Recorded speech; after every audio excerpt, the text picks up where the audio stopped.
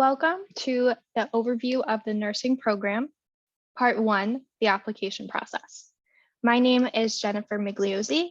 I am an Assistant Director of Admissions and Recruitment at Middlesex Community College, and I will be presenting about the application and admissions process on our nursing program today. This is part 1 of 2 required videos all nursing applicants must view. During this session, we will talk about the admissions requirements in depth, as well as our application process, which is a bit unique compared to other nursing programs.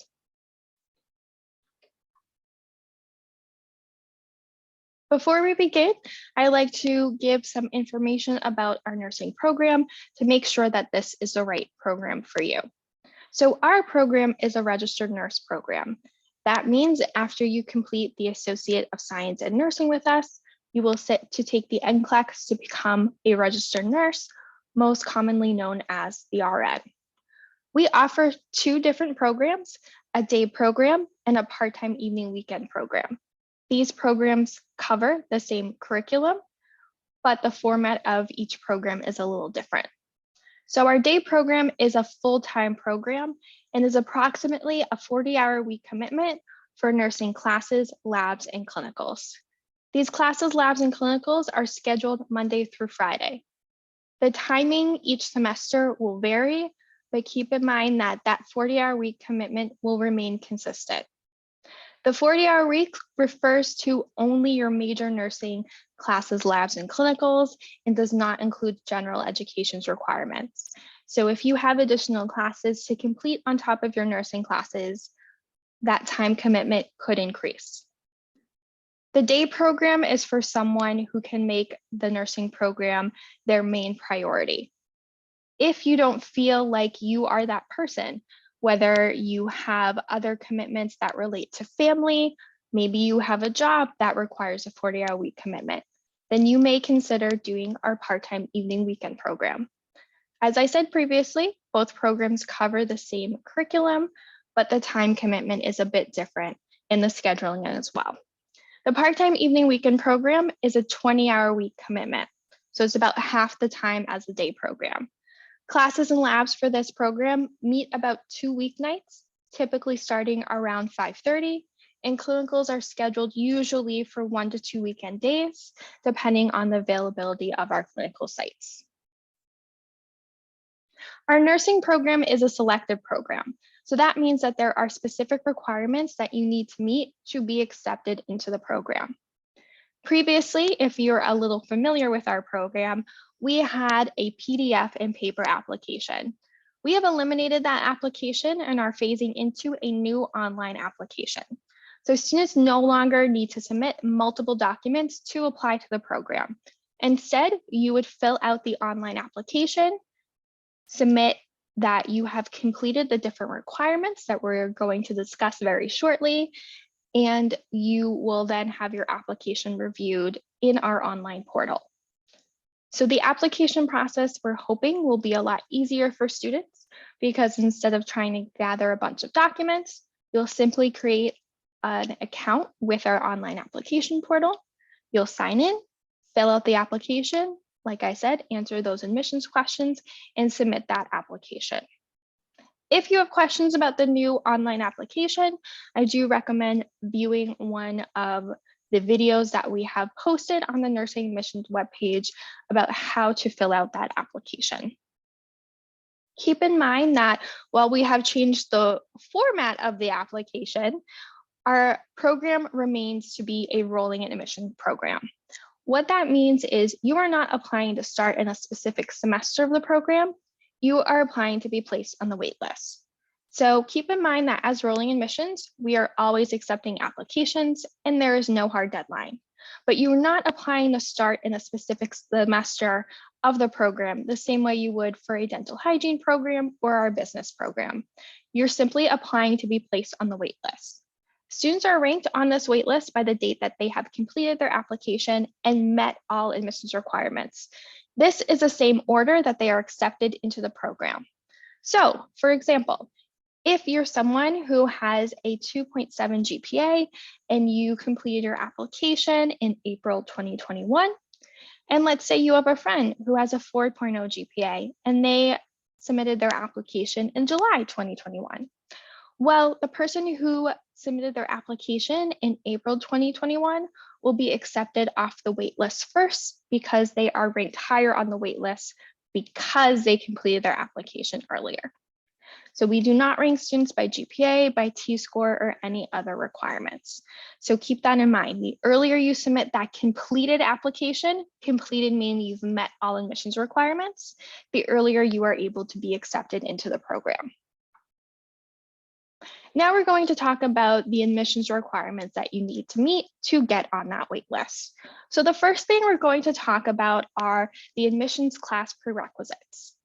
Now, when I'm working with students, I'll often hear students refer to prerequisites as classes like microbiology, psychology, anthropology. None of those classes are needed for admission to the program, which is what we're talking about today. To apply to the program, you only have to have 2 classes completed. The first class is a biology class taken with a lab at the high school or college level with a grade of C or better. We can also accept anatomy and physiology in place of biology because it is considered an advanced biology class. So that would be considered class 1. Class 2 is a chemistry class, again completed at the high school or college level with a lab with a grade of C or better. If you took these classes at a school that grades numerically, you'll have to have earned a 73% or better to meet our admissions requirement. There's no time frame limit on these courses. That means that you could have taken these classes 1 year ago, 5 years ago, 25 years ago, and we will still be able to use them for admission. These are the only 2 completed classes you need to apply. Again, just to reiterate, you only need to complete these 2 classes listed here to apply to the program. The second requirement we will talk about is the GPA. Students must show that they have a cumulative GPA of a 2.5 or better. Cumulative is defined as an average of all academic semesters' GPAs. So that means if you have one semester where maybe you've struggled a bit, you were sick, there was other things going on in your life where you had to take a backseat to school and your grade suffers, that's okay. But if you're someone who has consistently earned a 2.0 GPA, then you're someone who may not meet the requirement. I do recommend you check in with me if you have questions regarding your GPA, but please know that your GPA is an average of all your academic semester GPAs. We just don't look at the most recent, we look at the average of all GPAs. To show that you've met this requirement, you will need to submit official college transcripts from all colleges attended, excluding Middlesex Community College. For transcripts to be considered official, please review the information below. So if you are submitting your transcript electronically, which has become popular as of late, it needs to come directly from the college or a transcript service like Parchment. If you email us the electronic transcript as a PDF coming from your student or personal email, it is not considered official and we will not be able to use it for admission. If you are submitting an official paper transcript, you need to make sure that it is coming to us in a sealed, unopened envelope. If there is no envelope with the transcript or the envelope has been opened, it is considered unofficial. We will talk shortly about where you can email that transcript to. For paper transcripts, you'll want to send them to our enrollment center. Their address is listed on our website. So the third admission requirement we're going to talk about is showing that you're eligible to take college level English and college level math. Eligible simply means that you are ready to take this level of English and this level of math. Below, we're going to discuss the different ways that you can meet the English eligibility requirement.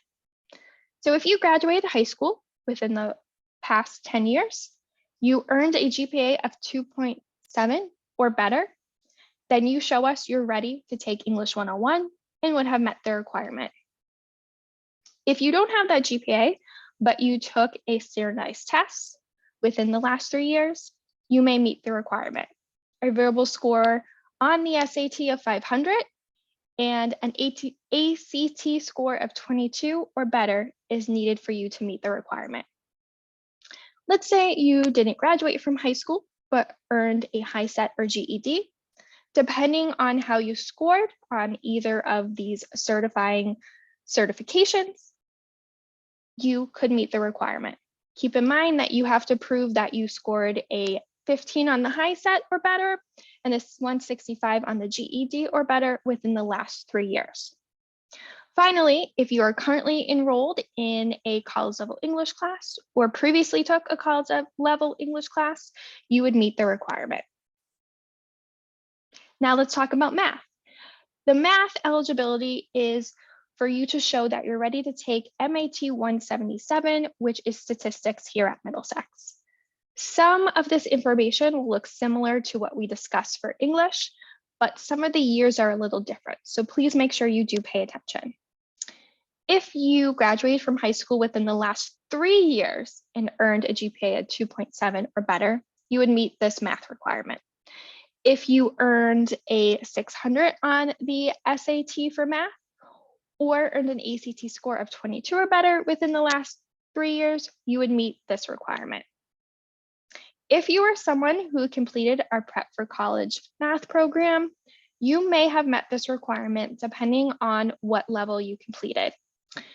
If you completed the Prep for College math program when we first offered it, you would have to show that you've completed up to Module 12 to meet the math requirement. If you recently completed the program or are currently in it, you will have to show that you've completed up through 73 in the 70s track or up to 82 in the 80s track. Finally, very similar to English, if you are currently enrolled in a college level math class or previously took a college level math class, you would meet this requirement. If you're unsure if you meet the eligibility requirements, I highly recommend you review the information that I just discussed on our student assessment page found here. Our placement department also holds virtual info sessions, so it may be helpful for you to sign up and to attend one of those sessions. You're also more than welcome to email our placement department at placement@middlesex.mass.edu. As I talked about previously, I was going to let you know where you can send some transcripts to, and as you can see, that information is listed here. High school transcripts should be sent to the admissions email.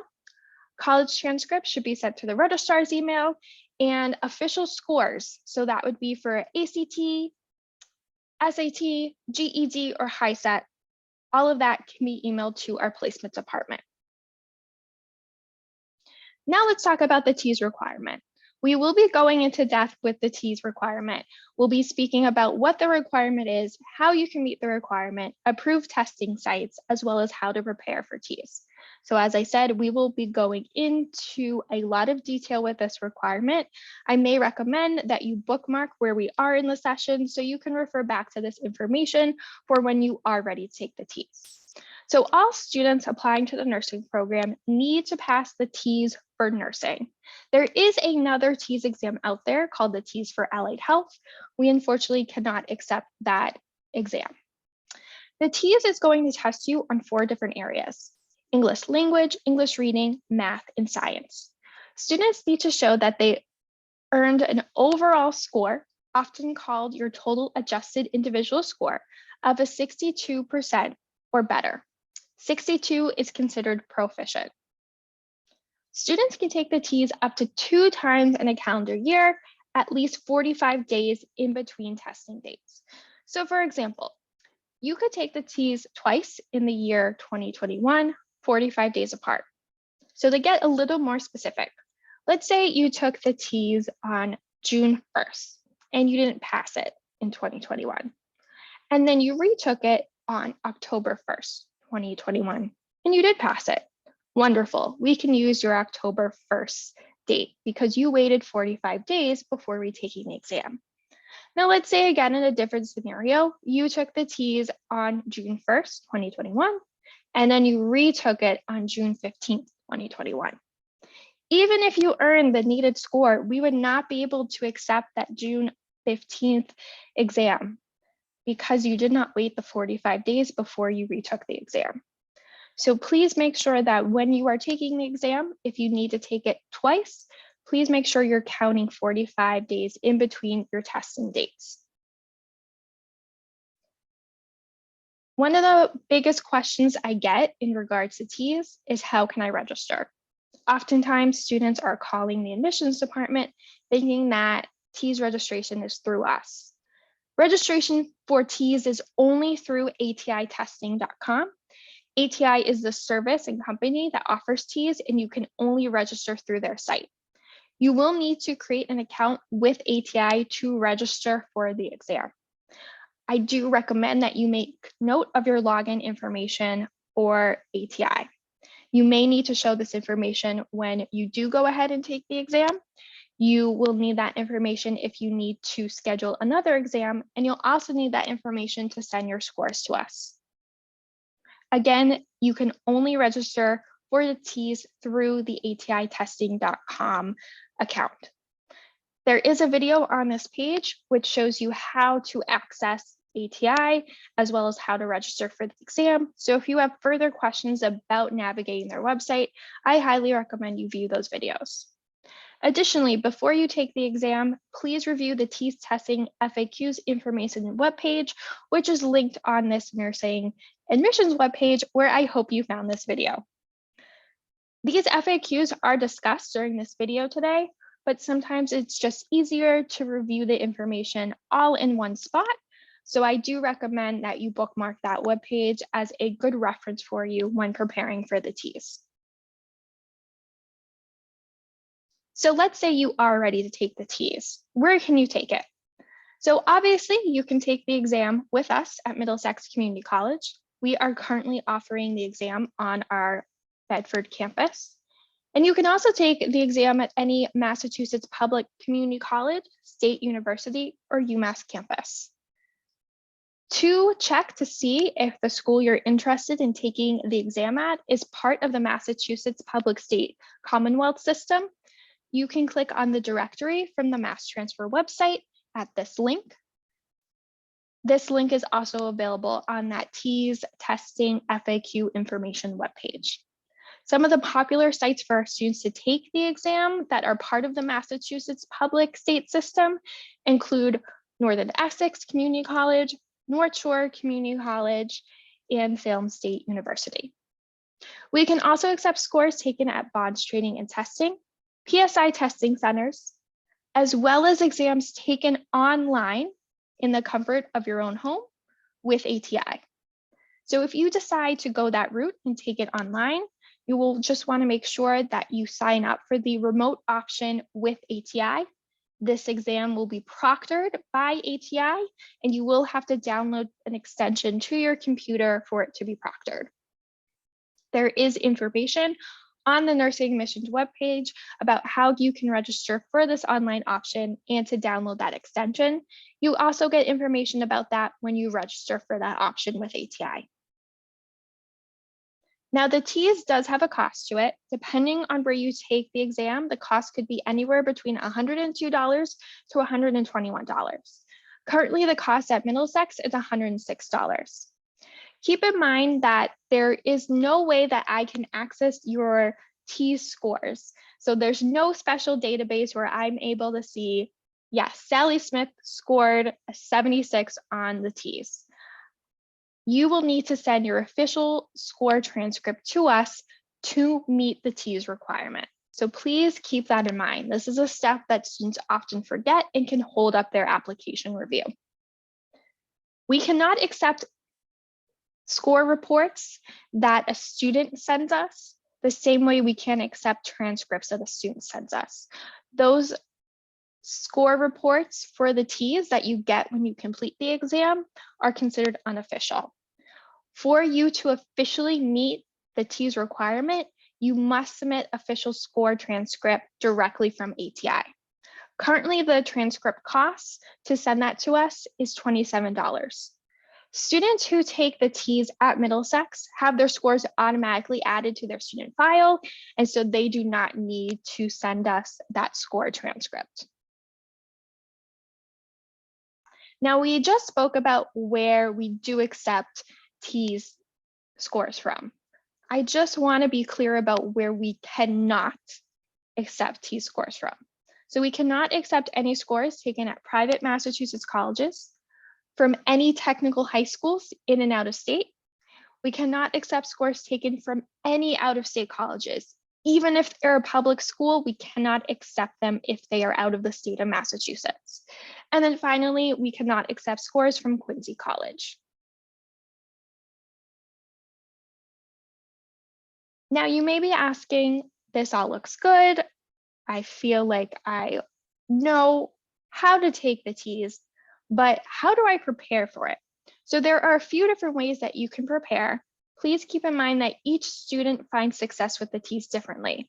I'm just going to speak about the options available, but how you prepare for the TEAS may be different from how your friend from your anatomy class prepares for the TEAS. So the first thing we recommend for students to look at when studying for the TEAS is the ATI TEAS Study Manual. This is the official study manual created by ATI. You can get this on loan through the MCC libraries. So they have options for you to take it out at the Lowell library or the Bedford library. You can also purchase this through the MCC bookstore. Sometimes it is available at the physical bookstore, but it's always available to purchase online. ATI offers online assessment and different testing packages that you can purchase at atitesting.com. One of their popular packages is doing the practice test online assessment that they offer. Keep in mind that the TEAS is a timed exam. You're going to be timed for each section of the exam. It is also an exam that is completely computerized. You're taking it all in the computer. So this format is often new to many students. Doing a few practice exams gets you familiar with the format and comfortable with it for when you go to officially take the test. Another way that you can prepare for the exam is purchasing study manuals through booksellers such as Amazon and Barnes & Noble. For instance, I know that Kaplan had a study manual that many students found to be very helpful in prepping for the exam. Middlesex does offer subject tutoring available to help you prepare. Sometimes they will also have specific TEAS tutors available for you as well. But if a TEAS tutor isn't available, and let's say you're struggling with the math section of the TEAS, you could bring in a few of the problems that you're struggling with, schedule a time to meet with a math tutor, and then they could sit down with you and go over those problems. To find out what options are currently available, I'd recommend contacting our ACE Tutoring Center by their email listed below. Finally, if you feel like you need additional support, our Community Education Division offers online TEAS test prep classes. So do keep in mind that these classes are not eligible for financial aid and they do not count for college credit. They are truly here to help you prepare for the TEAS exam. They are offered by subject. So I often tell students to do some prep on their own for the TEAS. And then if they feel like they're struggling with a specific section, so let's say you're having some trouble with that science section, then you may consider signing up to take this online prep class. This class is self-paced and is done completely as it notes online. Finally, one thing that I strongly recommend for students, especially for students who may have been out of school for a while or are recent high school graduates, is consider taking a semester of college level coursework before taking the exam. Oftentimes, students will try to prepare for the TEAS on their own, but if they haven't taken any college level classes, they may just not have learned the material to be successful on the exam through no fault of their own. So it can be helpful to get a semester of college level coursework under your belt, become more comfortable with college level testing before taking the exam. If you're wondering what courses would be a good fit for you to prepare, I'd recommend looking into English, math, in one of our science lab classes. And now that we've talked about TEAS, let's talk about recommendations. So we need every applicant to submit 3 health recommendations. So keep in mind that these health program recommendations are just called this because you're applying to a health program. You're applying to nursing, which is in the health field. But the recommendations do not need to come from someone who works in the health field. So please keep that in mind when you're thinking of people to ask for your recommendations. Now, how we are now receiving recommendations has changed a bit from our previous process. So when you are filling out the online nursing application, you will now be putting in the email for the recommenders. So there will be a section of the application that will discuss what I'm talking about here, how you need to submit 3 recommendations, and it will give you the option to put in the email for each of those 3 recommendations. As soon as you put the email in, the recommender receives an email which has a direct link to the form. They fill it out electronically and they're done. What's really nice about this is that you'll be able to log back into your application portal to confirm that the recommenders have submitted those recommendations. This can be helpful because in the past, when students were submitting paper recommendations, they were often submitting them by mail. And sometimes students would give us a call and say, hey, we submitted this recommendation. Have you received it yet? And we didn't, unfortunately, because of the lag time with the Postal Service, which was no fault of anyone's, but it could get anxiety inducing for students hearing that we did not receive the recommendation. Now you'll be able to check to confirm that your recommenders did submit that recommendation. And if they haven't, you can always then reach out to them and give them a little bit of a nudge if they have not submitted it. Now, let's say you're someone who has already submitted some recommendations. We can still accept previously submitted recommendations that were sent to us by paper. There is an option on the online application to check that off if that is the case. If you have questions about this new recommendation process, please feel free to reach out to the admissions office. Now, in thinking about who you want to ask for recommendations, we recommend thinking about people who can evaluate your performance in a work, volunteer, or classroom setting. So for work, it could be a supervisor, but it could also be a coworker who you work with daily, who sees your great personality, your commitment to teamwork, and your great time management skills. For volunteer, if you are a parent and you work closely with your child's T-ball team or on the PTA, you could ask one of the other parents that you're coaching or volunteering with. If you're involved in your church, you could ask the pastor that you are often meeting with. For a classroom setting, well, obviously you could ask a professor, but you could also ask a classmate that you did a project with, a peer tutor that helped you with an assignment, or an advisor who has worked with you throughout your time at the college. Please keep in mind that we need 3 recommendations total. If you are actively taking classes, meaning you're currently enrolled in classes or just completed classes a semester ago, you need to submit 1 form from a faculty member. There are no exceptions on this. Even if you're taking completely online classes, you still need to submit 1 recommendation from a faculty member. I do understand that many times students feel that their online faculty don't get to know them the same way that an on-campus faculty member would. But that online faculty member can tell us a few things about you. They can tell us if you are handing in your work on time. Are you handing in completed work? Are you asking questions? Are you participating in discussions and engaged in the class? So they can still definitely recommend you in ways that you may not have thought of, but they can still provide some valuable information to us. Again, if you have questions about the recommendations, please feel free to contact myself or the admissions office with any questions. And then the final admissions requirement is one you're completing right now, which is watching the virtual nursing overview session. This video is part 1. As a reminder, there is a part 2 presented by the Director of Nurse Education. That part is especially important because it discusses the career of nursing. So it's helpful for you to see if being a nurse is a great fit for you. It also discusses the curriculum, the scheduling, and the time commitment for the program. Please keep in mind that we previously offered an on-campus session, but that's no longer required. The only required session is this virtual video you're watching now, as well as the part 2 that we just talked about.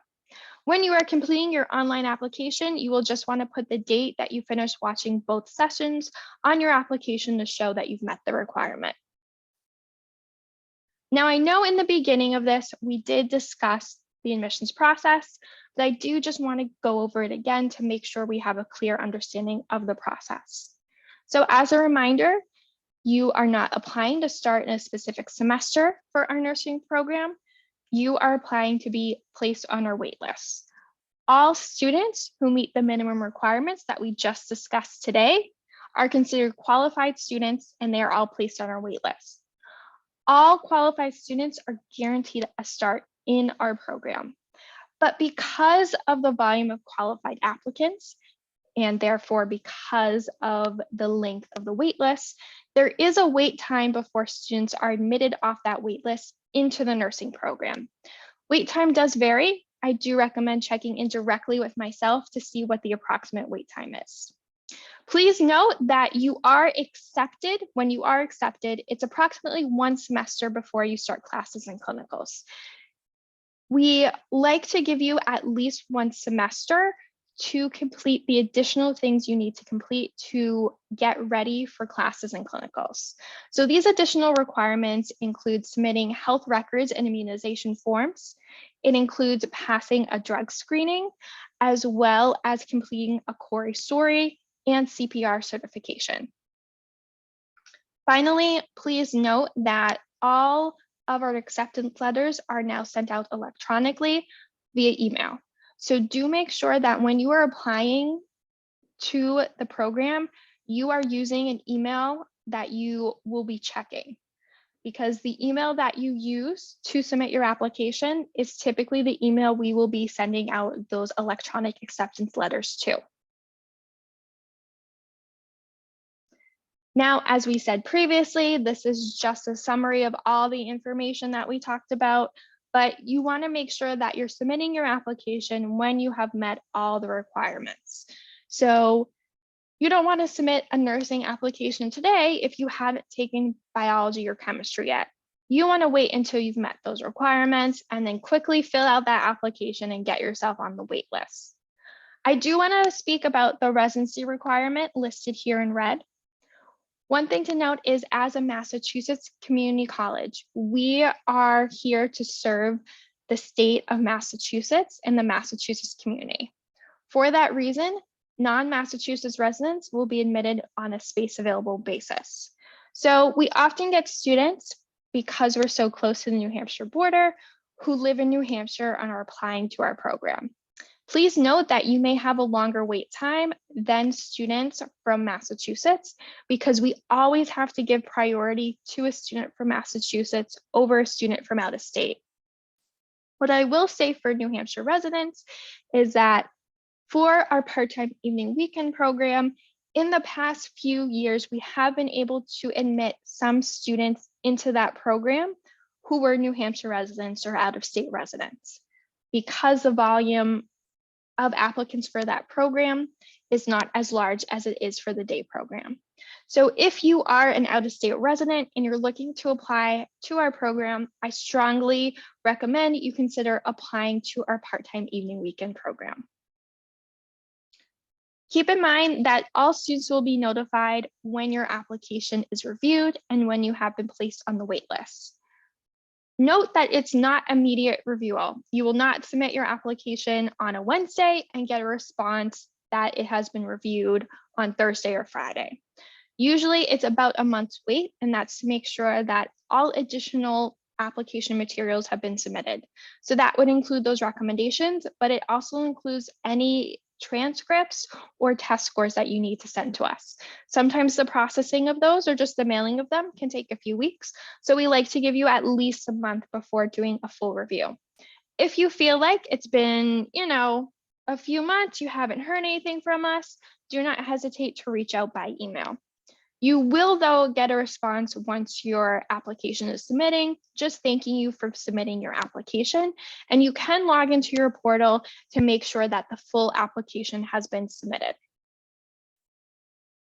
Now, let's talk briefly about what you can do after you've submitted your application and you're currently on the wait list. So, we strongly recommend that students complete the non-nursing or general education courses that are part of the program while they're on the wait list.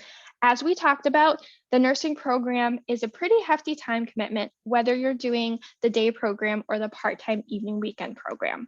So these are some classes that you can be working on prior to beginning your nursing classes. So you can see that these classes consist of English 1 and 2, anthropology, A&P 1 and 2, microbiology, intro to psychology, statistics, and a humanities elective.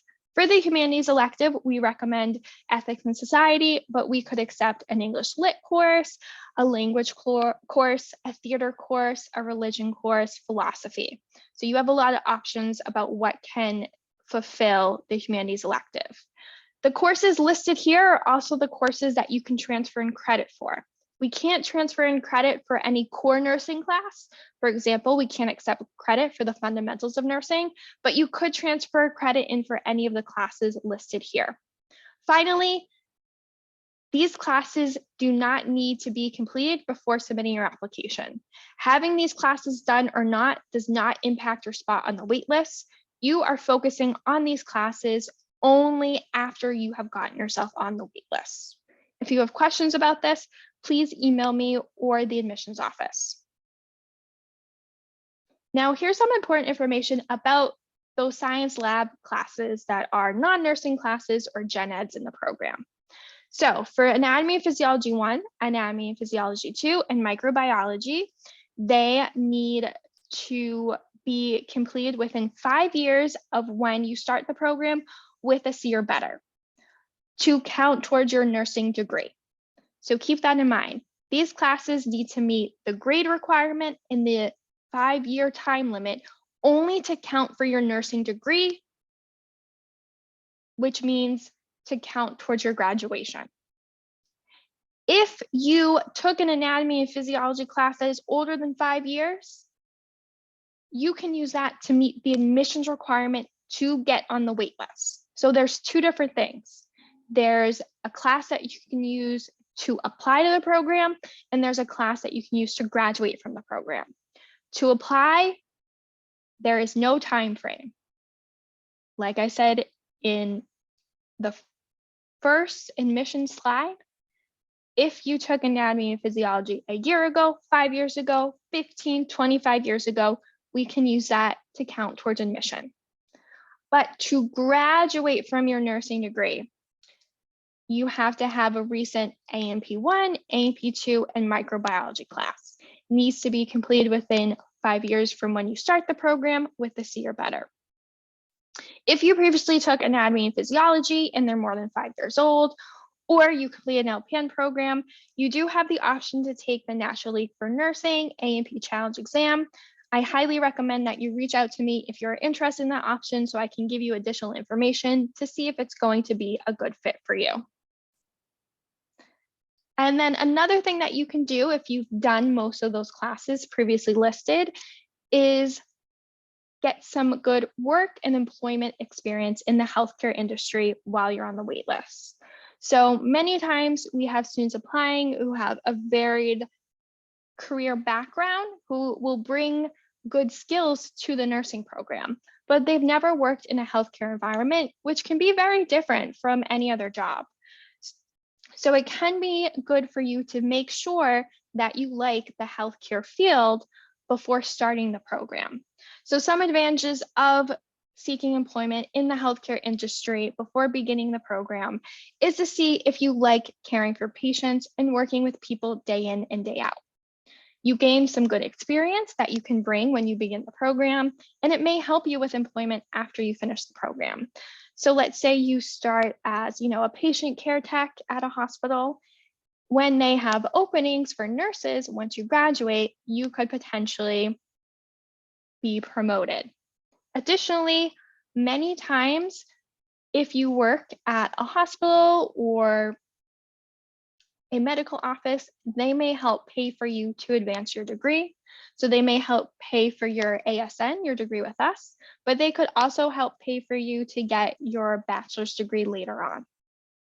Finally, it is helpful to work prior to beginning the program because no one is able to work as much when they're in the program. As we talked about previously, it's a 40-hour-week commitment for day and a 20-hour-week commitment for evening. So it is often good to have some savings and increase, some of your shifts prior to beginning the program because you will need to cut back when you do start your nursing classes and clinicals. If you have any additional questions or would like to talk to someone about your specific steps in applying, because oftentimes students are at different points in the application process. Sometimes you just want to talk it out with someone to see what your best next step should be. I highly recommend you contact me.